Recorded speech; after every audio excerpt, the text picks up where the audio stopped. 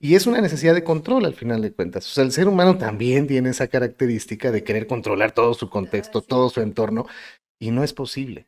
¿Qué tal? Bienvenidos a No Te Claves Podcast, producción de Baracarte. Hoy me encuentro con un invitado que ya he tenido la oportunidad de conocerlo, pero en la parte laboral, no tanto personal. Y entonces estoy muy contenta de que él esté aquí con nosotros para platicarnos un poquito de su vida y quién es. Él es cineasta y es muy conocido, ha ganado varios premios con sus proyectos en los que también he tenido la oportunidad de trabajar. Él es Miguel Polanco, ¿cómo estás? Mel, pues encantado de estar en este espacio que, como te lo decía un poquito antes de que iniciáramos, tiene un contenido que nos hace mucha falta a la sociedad, que nos hace mucha falta a muchas personas pues para poder primero sentirnos identificados y también encontrar soluciones a muchas de las problemáticas que vivimos.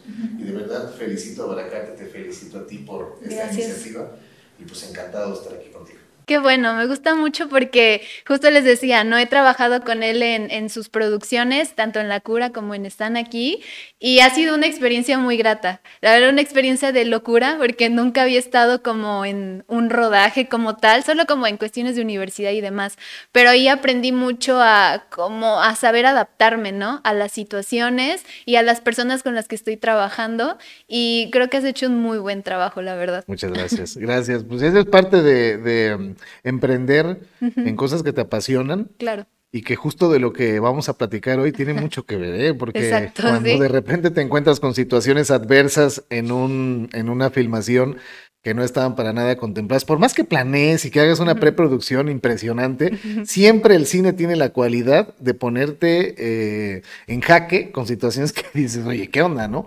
Y la vida es así justamente, adaptarse a ciertas circunstancias que no tienes previstas y sacarles provecho sobre todo. Eso creo que es lo que cuesta más trabajo, ¿no? Creo que el saber afrontar esas situaciones que a lo mejor nos pueden frustrar o dar miedo, saber cómo darles la vuelta y arrancar, ¿no? Porque creo que nadie nos lo enseña también, ¿no?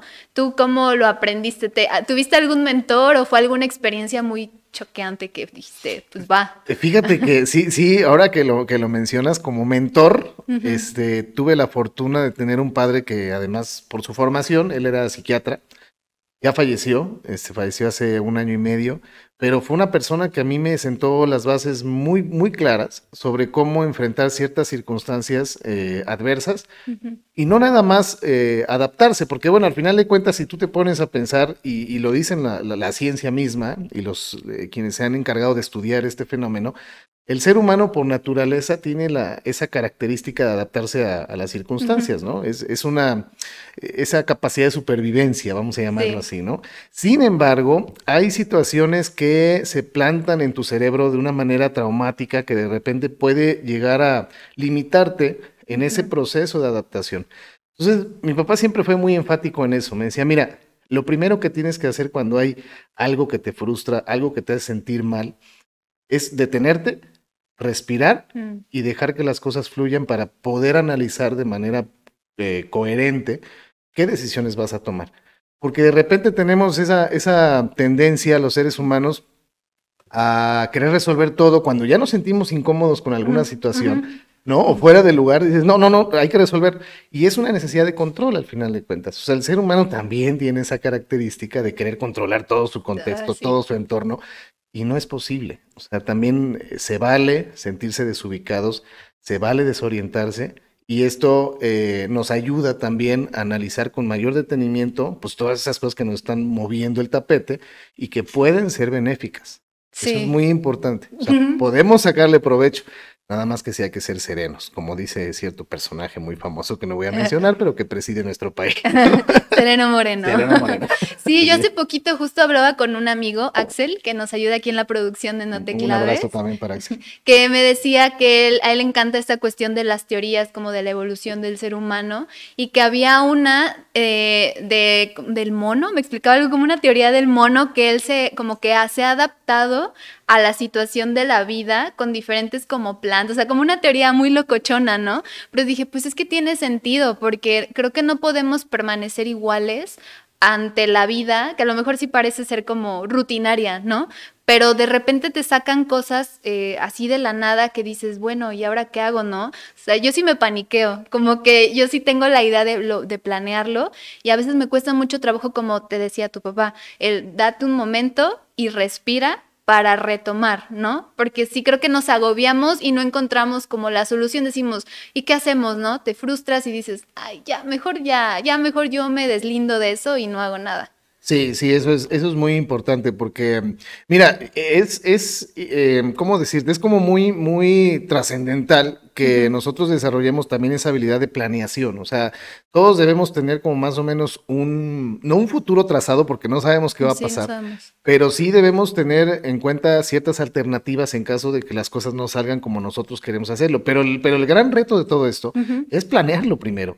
O sea, ¿cuáles son las metas que vamos o que queremos alcanzar? ¿Cuáles son las cosas que queremos cumplir dentro de nuestra vida laboral, sentimental, incluso en familia, etcétera? Pero esto va a la par de también prever las posibles alteraciones a esos planes. Como los planes B, C y... No sé si llamarlo plan B, pero sí estar preparados más que nada. El plan B regularmente vendría siendo como algo que ya tienes también trazado, porque Sí. casi estás adivinando lo que va a pasar. Supones que vas a saber ¿Qué lo vas que va a saber? pasar, Exacto. ¿no? Entonces, Todo. hay cosas que se salen completamente Sí. de lo que teníamos más o menos pensado. Y yo creo que desde mi punto de vista o experiencia es que esa primera herramienta que debemos tener es la tolerancia al fracaso, ¿no? Qué difícil. Es Sí. muy difícil, pero sí lo podemos desarrollar. La humanidad como raza ha evolucionado desde el mono hasta lo que somos ahora. Hay personas que son muy monas, pero no hablamos de eso, No tan ¿no? peludas. No tan peludas. Sí. Pero como seres humanos no hemos parado de evolucionar. O sea, digamos que como raza ya llegamos a un punto evolutivo en donde ya el Homo sapiens domina la existencia en este planeta. Pero a nivel personal, a nivel conciencia, también tenemos una constante evolución que hace que nos adaptemos a las circunstancias. Antes de la caída del muro de Berlín, cuando estaba en su apogeo la Guerra Fría, por ejemplo, ni sabíamos que existía una guerra de ese tamaño, ni sabíamos que el término de esta guerra iba a generar un cambio trascendental para toda la existencia. ¿Por qué? Porque después vino el fenómeno de la globalización, el capitalismo, la tecnología avanzó y nosotros no sabíamos ni cómo agarrar eso. No sabíamos que iba a pasar así, ¿no? Entonces, ya estábamos en un punto de evolución muy grande para comprender lo que iba a pasar, pero no sabíamos cómo íbamos a adaptarnos a esa situación. Y si lo trasladamos a la conciencia individual de cada quien, pues ahí es donde sale el verdadero reto. Lo que planeas puede ser que nunca vaya a salir como tú pretendas que salga, pero eso no quita que tú debas tener una capacidad de adaptación para situaciones que a lo mejor ni siquiera tienen que ver con tu manera de actuar, con tus acontecimientos propios, ¿no? Sí. Y eso hace que vayas como sobrellevando, en el buen sentido de la palabra, eventos traumáticos, problemáticas que vives tanto en tu entorno inmediato como en tu propia persona, etcétera, muchas cosas, ¿no? Y eso yo creo que para mí ahí está la clave y va de la mano con el tema de la resiliencia. Tan simple como la pandemia, ¿no? ¿Quién Por nos ejemplo. iba a decir que ahora nuestra vida gira en torno a esto, ¿no? Así es. Y qué tan difícil ha sido como adaptar las modalidades del trabajo, de producciones, por ejemplo. ¿Cómo eso es a lo que te dedicas? ¿Cómo ha sido tan difícil? ¿Ha sido difícil adaptarlo, modificarlo? Fíjate que no tanto, ahí sí creo que, bueno, por lo menos de mi parte, y he tratado en función de mis posibilidades de contagiarlo también a personas como tú que tienen esa capacidad perceptiva tan grande, como Rodrigo, Eduardo, varias personas que están involucradas en estos proyectos de cine.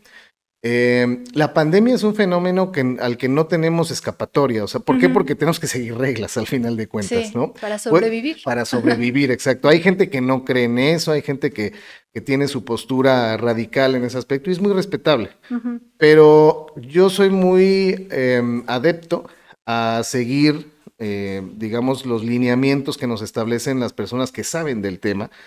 Y en ese sentido, pues uno lo hace, ¿no? Al final de cuentas, que si te dicen tienes que traer cubrebocas en una filmación que está en la calle, dices, pues es al aire libre, ¿no? No importa. Bueno, pues nos lo ponemos, a mí no me afecta en nada. Si traigo el celular para todos lados, pues también un cubrebocas se vuelve un accesorio, no tengo ningún problema con ello. Y además es por salud, Sí. ¿no?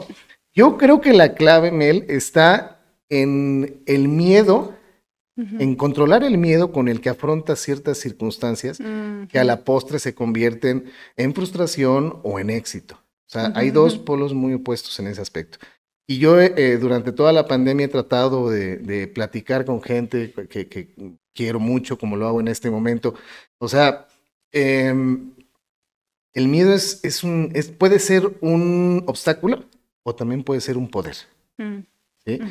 Y si tú lo sabes manejar, no voy a decir que controlar, porque el miedo suele ser incontrolable, pero si lo puedes manejar de manera positiva para tus acciones, lo puedes transmitir y de repente te encuentras en un ambiente en donde, aún siguiendo reglas, aún siguiendo lineamientos, aún siguiendo todo lo que te planten para poder llevar a cabo tu trabajo, por más difícil que sea adaptarse al cambio, lo empiezas a sobrellevar de mejor manera, ¿no? Entonces, te puedo decir que yo estuve encerrado 63 días en la primera etapa de la pandemia. Parecía yo carcelero, ¿no? Iba yo marcando ahí los días. Sí, no salía para nada. Es más, a mí me hizo el favor pues una persona que tiene una tienda ahí cerquita de la casa de todos ustedes. Gracias. Para llevarme las cosas a la casa, ¿no? No salía para nada, también al mismo tiempo pasé sin ver a mi hija, o sea, fue un aislamiento durísimo. Sí. Terminando los 63 días, no es que me haya puesto como meta esa cantidad de días, pero sí dije, ya basta. O sea, para cómo están las cosas, y después de leer, de documentarse, nunca voy a tener el conocimiento de un epidemiólogo, de un médico, nada, pero sí traté de preguntar y empaparme de toda la información respecto a este tipo de fenómeno. Y dije, bueno, pero pues tenemos que rehacer nuestras vidas. Sí. No, unos le llaman nueva normalidad. Yo, o sea, a nivel personal, le llamo evolución, como te decía hace un momento. Entonces, pues no se puede evolucionar si no das ese primer paso. Al final de cuentas termina siendo un salto de fe, porque dices, bueno, pues no sé qué va a pasar, ¿no? A lo mejor, o sea, ¿cuántos casos no supimos de gente que en su propia casa, sin salir, se contagiaba? Entonces decías, entonces voy a salir y peor, ¿no? O sea, el riesgo que corre una persona que está en su propia casa, conmigo se triplica al salir. Sí. Pero teníamos que empezar a hacerlo. Creo que eso que hiciste, creo que hoy eso a lo mejor nos faltó mucho como sociedad, como el empezar a informarnos de manera independiente a lo que nos decían en noticieros o demás, porque creo que eso generó muchos problemas, ¿no? En las personas de estrés, depresión y hasta llevarlos al suicidio, por justo la incertidumbre de qué va a pasar mañana y si yo no puedo sobrevivir a esto, como lo que hablamos de la resiliencia, ¿no? La forma en cómo vas a tú adaptarte a situaciones tal vez desfavorables, ¿no? Y pensarlo a nivel mundial, es decir, como no tenemos una escapatoria para irnos a China o algo así, ¿no? Sí, claro. Sí. Acabas de decir la palabra que es, yo creo, el fundamento de todo. Situación desfavorable. No es lo mismo adversa que desfavorable. La adversa nos puede perjudicar a uno o a varias personas. Desfavorable es que nada más tú lo veas de esa manera y dices, esto no me está beneficiando en nada. A lo mejor a mi prójimo, a mi papá o a mi mamá, dices, pues esos la están sintiendo menos, ¿no? No es tan desfavorable para ellos que para mí, pero si nosotros asimilamos que lo desfavorable que nosotros podemos llegar a vivir puede también convertirse en algo productivo, ahí es donde estamos empezando a aplicar la resiliencia. Y yo creo que debería ser una meta. A mí me comentaba, estuve trabajando con una ONG de niños entre los 8 y 14 años, donde les daba unos talleres sobre guionismo, por ejemplo, ¿no? Qué padre. Pero la mayoría de estos niños eran de escasos recursos, ¿no? O sea, sin oportunidades para acceder a una educación pues mínimamente pública, ¿no? Y bueno, ahí era como una especie de ayudarlos para poder aprender sobre otras cosas en lo que encontraban oportunidades para, ¿no? Y ellos mismos me decían, es que tuve dos particularmente que me expresaron casi lo mismo, pero en términos muy generales me decían, es que maestro, nosotros queremos ser alguien. Queremos llegar a ser alguien, o sea, representar algo, ¿no? En primera instancia a mí me partía el corazón que ellos me dijeran esas cosas, porque de repente dices, bueno, ¿cómo estamos? O sea, ¿qué tan mal estamos? Esos niños tienen esa aspiración. Yo no sé si lo quieran hacer a partir de ser médicos o cineastas o cualquier otra profesión, o simplemente salir de su casa, porque esto fue durante la pandemia, bueno, en la parte más álgida de la pandemia. O salir de su casa y contribuir con unos pesos para su casa. O sea, realmente yo no podía dimensionar en qué nivel estaban ellos de percepción sobre ese deseo, ¿no? Pero, pues, ahí como Dios me dio a entender, los fui guiando en el sentido de fortalecer esa capacidad de adaptarse y de ver con resiliencia lo que estaban viviendo, que era completamente atípico, o sea, tanto ellos como para nosotros, pero por lo menos nosotros los adultos ya tenemos un poquito más de bagaje, de experiencia, aunque también nos agarró, imagínate si nosotros que tenemos un poco más de experiencia de vida, nos agarró en curva. Sí. Pues esos pobres niños estaban así, y todavía con esas limitantes de dinero y todo. Entonces decía, miren, aquí lo más importante es que ustedes conserven esos deseos de querer ser alguien, de querer representar algo para su familia o para la misma humanidad, ¿no? Consérvenlo. No estamos, y les decía a ellos por su edad, en una edad en la que ya sepamos de qué manera va a ser. Pero mientras ustedes conserven ese entusiasmo, van a ver que todo el contexto a donde viven se empieza a acomodar. ¿Por qué? Porque ustedes no se desesperan. Lo más importante es no desesperarse. Conservar las metas, conservar la mentalidad y a partir de ello, analizar cuáles son las opciones que tenemos disponibles para hacerlo. Yo he conocido casos, y lo digo con toda honestidad, también de exalumnos, donde sus padres no tenían para nada y de repente salían de la escuela y se iban de intendentes, por ejemplo, un alumno de intendentes a una empresa, ¿no? Cuate nunca se achicó, y eso yo se lo admiro muchísimo. Sí. Y decía, desde aquí, aquí parto, hasta donde quiero llegar. Hoy por hoy, este exalumno me da muchísimo gusto decirlo cada vez que, y por cierto un saludo para Rolando, ya es una persona que se convirtió en productor radiofónico, se fue a la Ciudad de México con sus propios medios, todo, y salió adelante. Pero no es tanto el hecho de la superación, Mel, o sea, es no pierdas de vista que si tienes el deseo de trascender, lo vas a hacer. Pero necesitas tener paciencia también. Y eso también es una característica de la resiliencia. Creo que también te hace ser más humilde, ¿no? Exacto. Porque es como dicen, si quieres dedicarte a algo macro, debes saber cómo funcionan cada una de las partes para tú después saber cómo dirigir a los demás, ¿no? Exacto, sí. Y que funcione de la mejor manera. Sí. Cuando eras chiquito, ahorita que hablábamos de niños y demás, ¿tuviste como alguna experiencia relacionada a la resiliencia? Pues yo creo que toda mi vida ha sido así. Toda. Sí, te lo tengo que decir. No, regularmente no hablo de esto porque luego hay gente que suele verlo como un victimismo, pero no, se los voy a contar porque creo que es el espacio ideal. Sí. Fíjate, cuando yo tenía 5 años, más o menos, entre 5 y 6 años, mi madre se embaraza, ¿no? Y de mi hermano. Y pues una complicación ahí en su salud obliga a que la dejen prácticamente sin posibilidades de llevar una vida normal nuevamente. Le amputan 2 piernas y un brazo. Mi hermano se va a vivir a casa de mis abuelos paternos porque no podía vivir en mi casa. Mi papá, de verdad es que mis respetos, afrontó la situación con mucha entereza y medio se la llevó ahí, ¿no? Bueno, la verdad es que lo hizo muy bien. Yo siento que lo hizo muy bien. Mi mamá postrada en una silla de ruedas. Y así me la chuté yo desde los 5 hasta los 13 años, cuando mi mamá empieza a tener complicaciones de salud y de los 13 a los 18 míos, pues pasa una situación muy complicada hasta que fallece. O sea, ella fallece cuando yo tenía 18 años. Después, mi papá se dedicaba también a la política, ¿no? Y bueno, se metió ahí en unos rollos, ya saben cómo es la política en nuestro país, ¿verdad? De ojo por ojo y diente por diente, y de pronto pues dijeron, ¿saben qué? Nos está incomodando y pues vamos a matarlo, ¿no? Y pues no lo mataron, o sea, lo dejaron inválido prácticamente desde que yo tenía 18 años.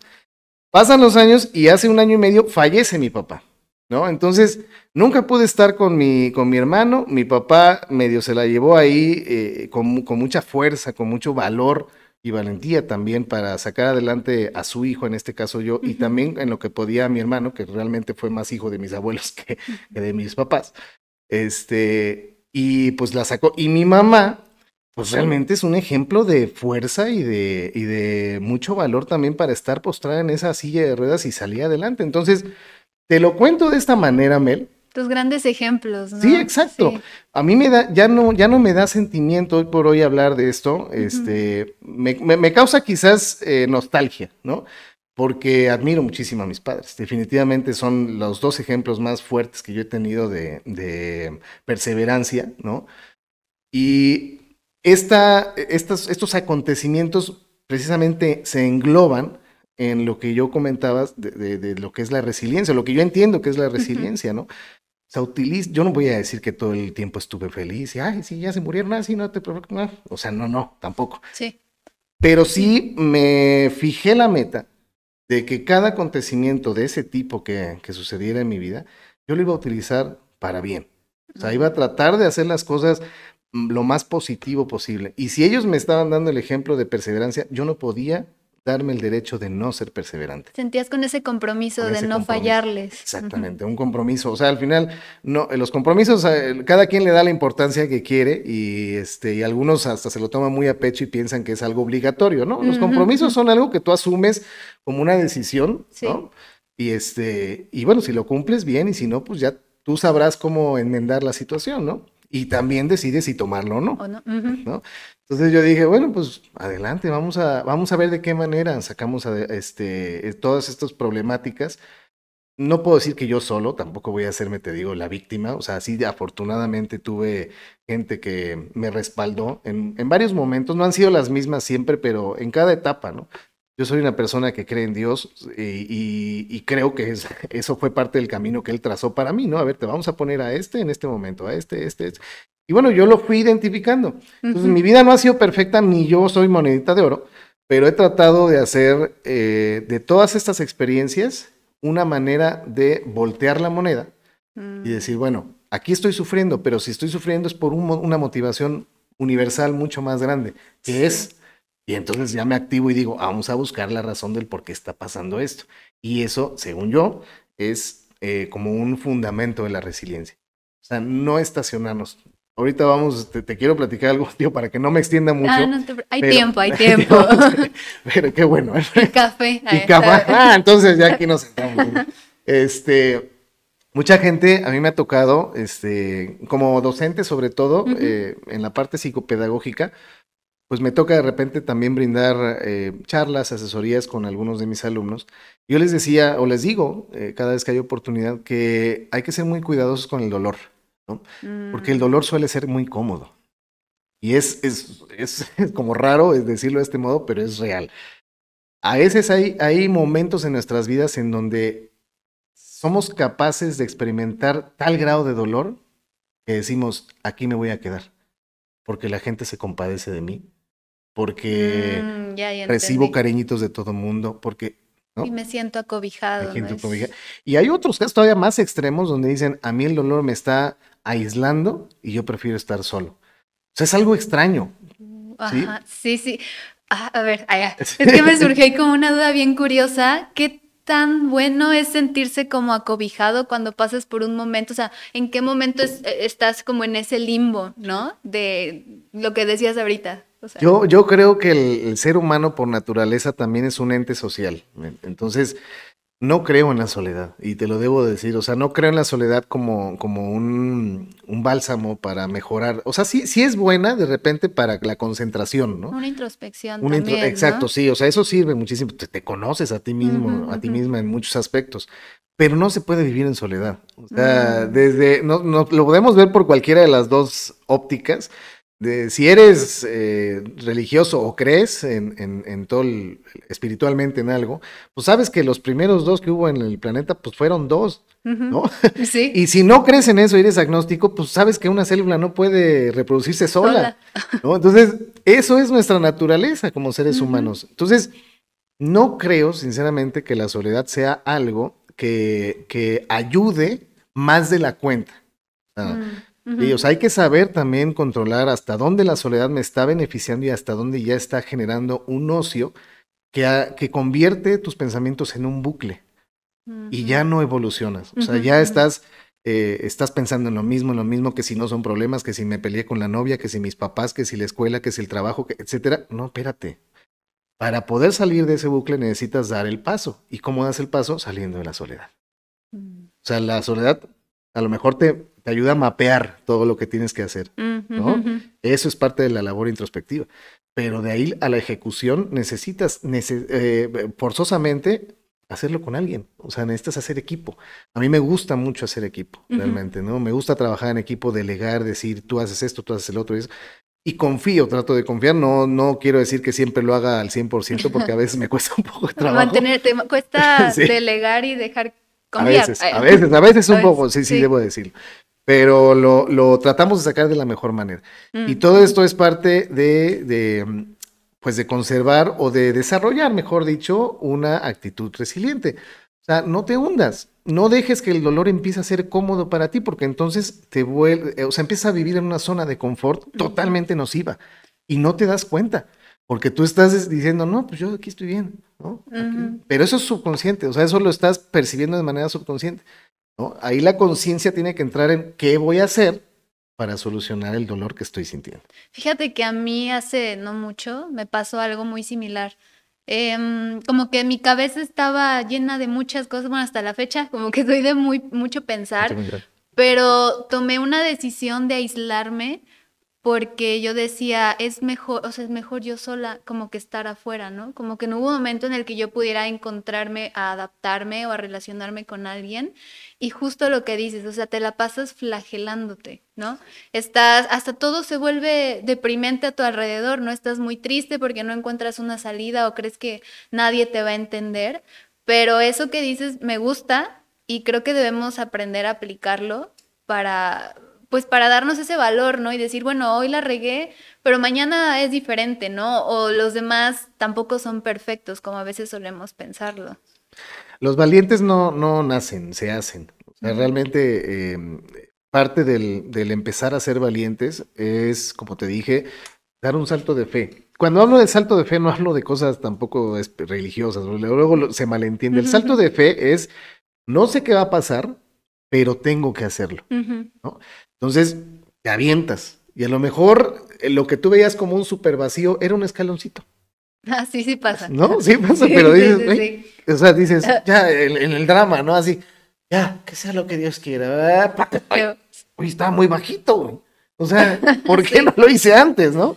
Sí, o como vulgarmente dicen, ¿no? Te dejas ir como gordo en tobogán. Como gordo en tobogán, exacto, sí, ¿no? Que fluya. Pero ¿sabes qué? Cuando te dejas ir como gordo en tobogán es porque por lo menos tienes ya cultivado un poco de satisfacción, ¿no? Por esa decisión que vas a tomar y ese salto de fe que vas a dar. Pero hay mucha gente que muere de miedo, Mel. O sea, muere de miedo. He conocido varias personas que no se atreven, o sea, con un potencial y con 2 o 3 detallitos que tú los ves haciendo, dices, oye, es que tú eres un genio o una genio o eres alguien súper capaz para hacer tal o cual cosa, ¿no? Pero no se avientan. No se avientan. Y por más que les digas o mucha gente te diga a ti, es que tú eres buenísimo. No confías. No confías. Será como, me están haciendo la barba o algo, ¿no? Exactamente. Es la típica, ¿no? ¿Cómo quieres salir de la depresión, no? Sí. Pues con un montón de personas que me digan, échale ganas. No, sí, los memes, ¿no? Los memes, sí, ¿no? O sea, realmente no. Pero así lo percibe uno porque estás estacionado en ese dolor, estás estacionado en ese trauma. En esa manera de percibir tormentosa la vida. Y no es así.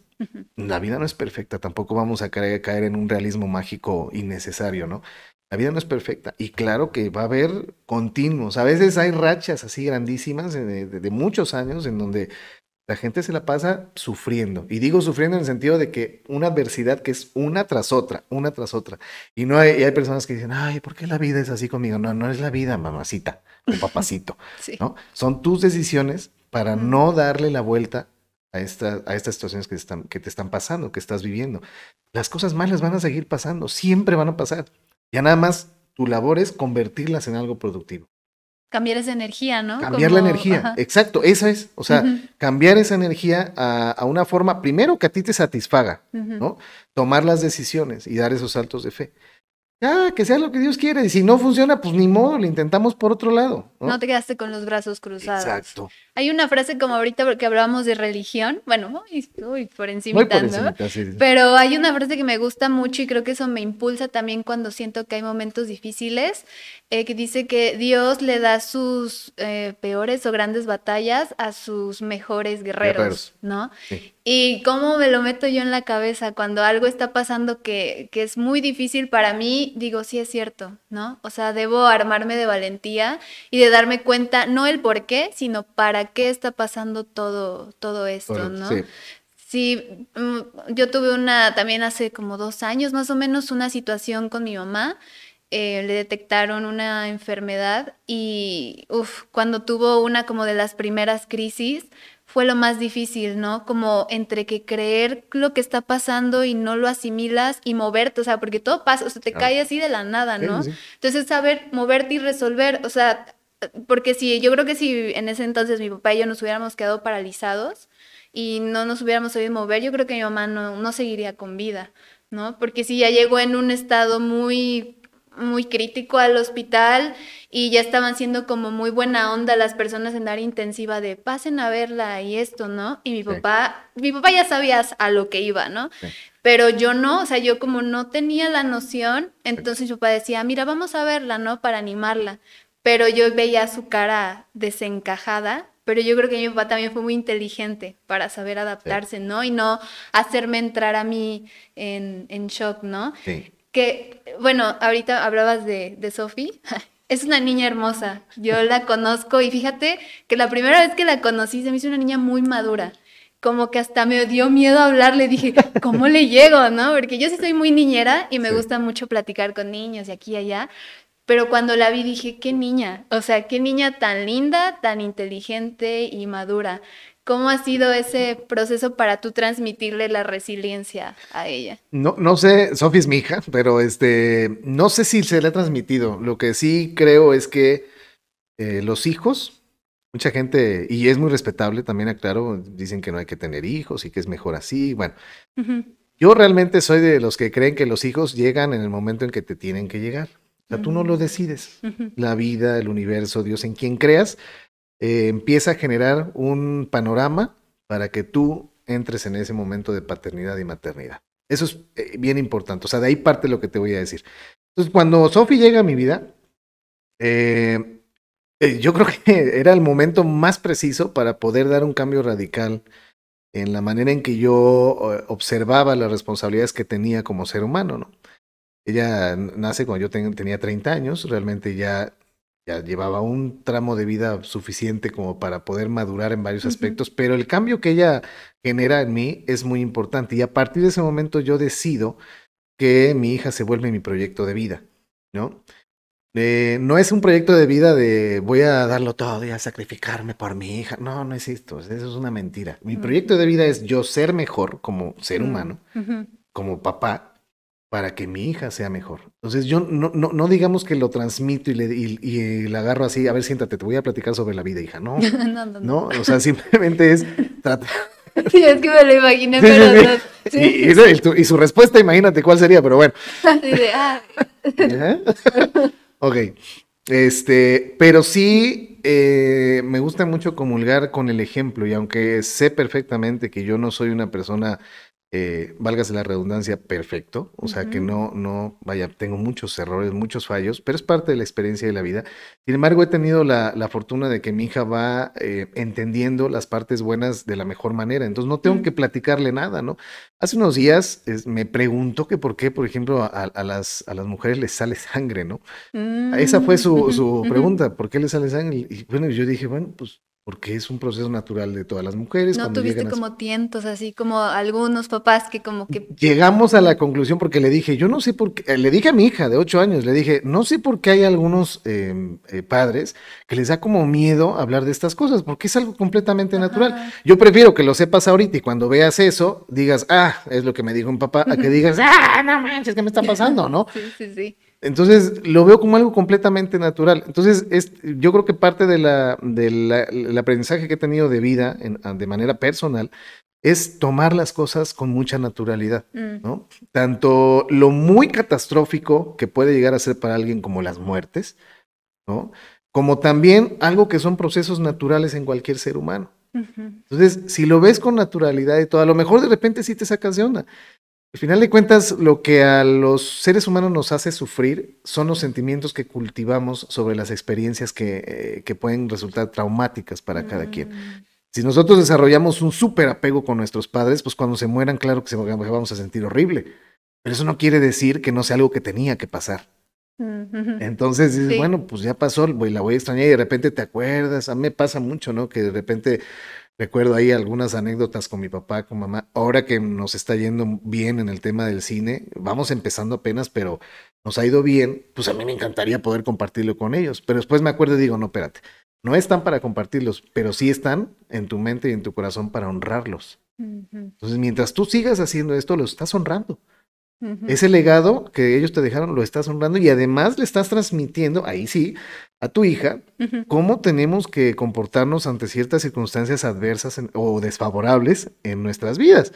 Entonces con mi hija, pues eso ha funcionado muy bien, porque te digo, no es que yo ande filosofando con mi hija, ni tampoco que claro que he cometido muchísimos errores, pero ella ha sabido como tomar las cosas con mucha naturalidad. Y esa es yo creo que la clave que hemos tenido ambos. ¿Cómo es que cuando estás en una relación nueva, según piensas que la persona te está haciendo un daño directo a ti, pero es lo que dices, está como, digamos, tocando tal vez superficialmente la herida de un sentimiento que no has logrado sanar, ¿no? Entonces eso me gusta también porque lo reflexionas y dices, sí es cierto, la otra persona a lo mejor ni siquiera tiene la idea de que algo te molesta o te hace daño, pero como tú ya lo viviste, ya lo haces tuyo y crees ahora como que todo está en contra o que siempre te va a pasar lo mismo. Sí.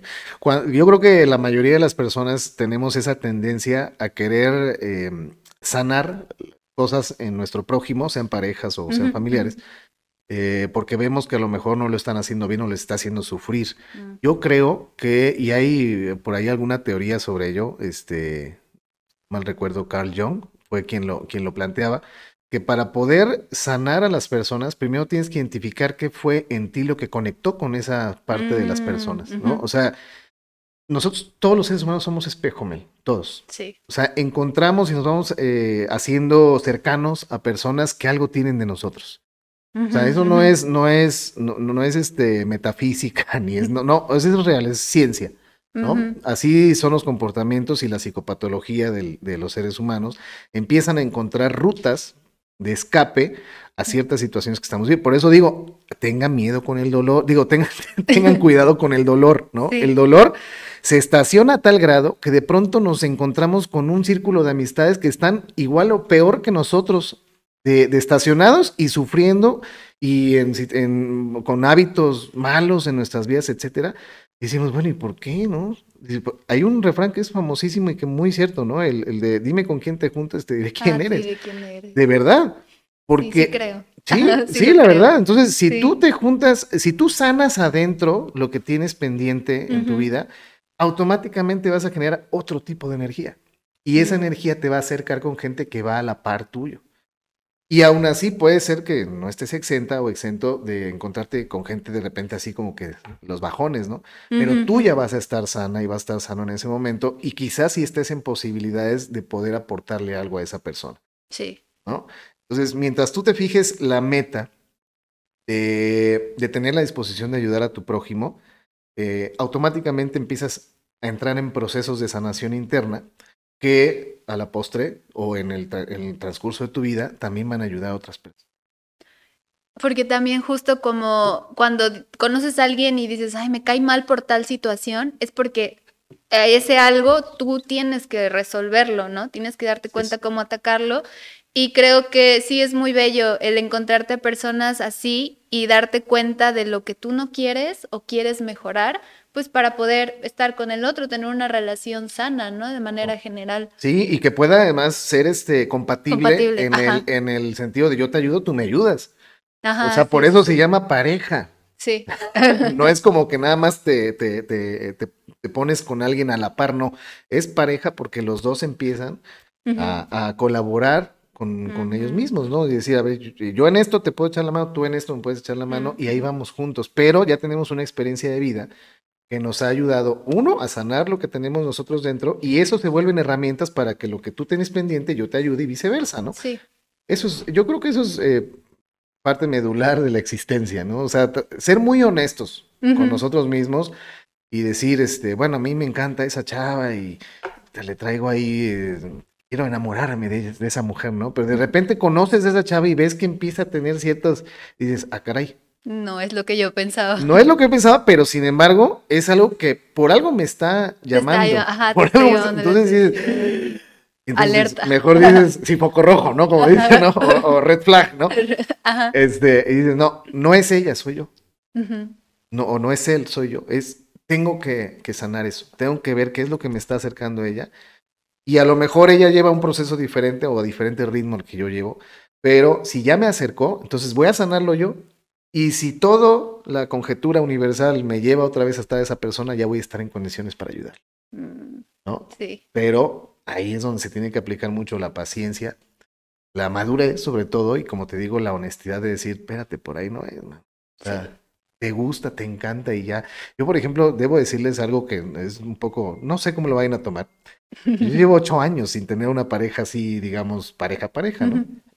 Pues sí he salido con gente y todo, pero ¿por qué? No porque me haya vuelto selectivo y chocosito, como dicen, ¿no? Sino porque estoy todavía siento que estoy ya a lo mejor en la última parte de sanación de eso que me hizo terminar mi última relación.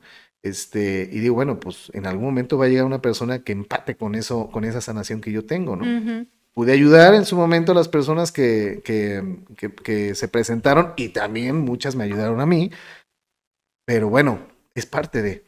¿no? También saber adaptar tu ser a esto, ¿no? A exacto. Dejar fluir y a dejar que pase lo que tenga que pasar. Exacto, sí. Mira, todo se resume en eso, Mel, o sea... Si nosotros, o sea, cuando te hablo de tomar con naturalidad las cosas, tiene mucho que ver con dejar fluir, ¿no? Yo no tengo mucho conflicto con ese término de soltar, nunca lo he entendido así como a ciencia cierta, pero creo que va relacionado con esto de dejar fluir. O sea, no te ates, no generes apegos innecesarios. Hay necesidades como seres humanos que todos tenemos, como estar en familia, tener una pareja, tener hijos para algunos otros no tener hijos. O sea, son necesidades que por naturaleza tenemos, pero también hay que ser pacientes para saber en qué momento tenemos que tomar determinaciones y decisiones para resolver esas necesidades, ¿no? Y siempre sin perder la fe en que somos seres humanos integrantes de un mundo en el que estamos inmersos todos en todo. Y claro que hay posibilidades de resolver cualquier problema y cualquier situación, pero con calma, ¿no? Antes que soltar, ¿no? Esa es mi filosofía. Antes que tener que soltar, mejor piensa bien qué es lo que vas a tener que soltar, ¿no? Para que no te veas en esa necesidad que es, pues al final, lo que nos perjudica, generar apegos innecesarios. Sí. Es verdad, Miguel. Sí, ¿no? Oye, esta plática está muy buena. Aquí me podría quedar 20,000 horas, pero se nos está acabando el tiempo, lástima, Miguel. Caray. Yo quiero saber, y si nos quieres compartir, si tienes algún proyecto cerca. Pues sí, voy a empezar a dar terapia. No, es cierto. No, pues ya estamos trabajando en otro cortometraje.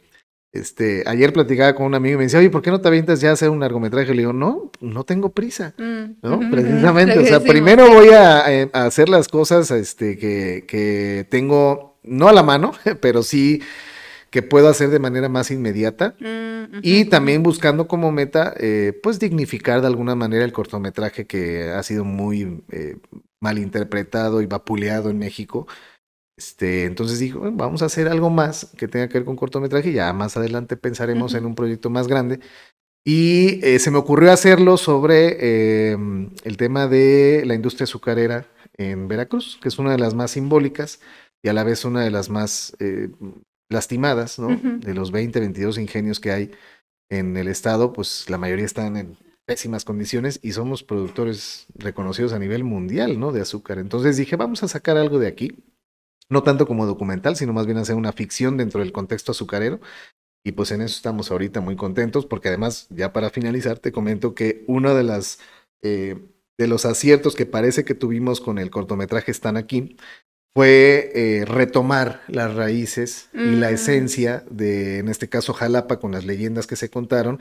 Dije, bueno, pues entonces hay que seguir por ese camino. Si ya tuvo éxito esa fórmula, tenemos que repetirla y tomar las cosas más que representen más a nuestra entidad y que puedan aportarle algo a otros lares que no conocen a lo mejor, ¿no? Sí. En otros países, incluso en otros estados que no saben cómo funciona y cómo está desarrollado el tema del azúcar, por ejemplo, aquí en Veracruz. ¿Cómo te podemos seguir en redes, Miguel? le dan en el botón de seguir. No, Ahí me encuentro. yo aparezco en Twitter como Titán Polanco, así, Titán Polanco todo junto. Luego en Instagram estoy como Titán Polanco también. Y también pueden seguir la cuenta de Titán Films MX, Titán Films MX en Instagram. Y en Facebook estoy como Miguel Polanco. Y en Titán Films, en la página también, ahí nos pueden seguir.